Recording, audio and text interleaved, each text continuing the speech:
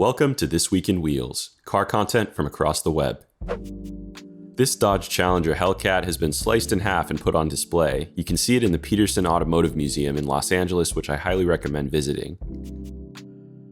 Tesla will unveil their new semi-truck at an event on December 1st, 2022. It has up to 500 miles of range and can allegedly go from 0 to 60 in 20 seconds with a trailer and 0 to 60 in 5 seconds without a trailer, which is about as quick as a Civic Type R.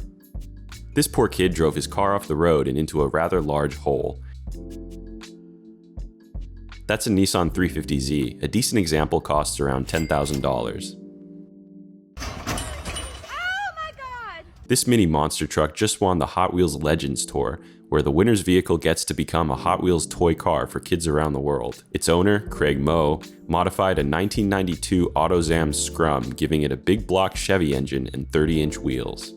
Motor Trend named the Genesis G90 their car of the year, citing its beautiful and original design and attention to detail with luxury features. Motor Trend called it basically a spa on wheels. The G90 has a myriad of controls for its climate, scent, sound system, seat massage, and lighting, including blue light filtering at night for passengers. Would you rather have this or an S-Class?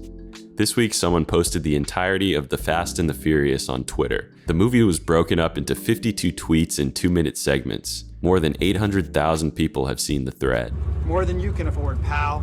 This Reddit user filmed the burnout of an AMC Gremlin hot rod. Notice the car that gets smoked in the background.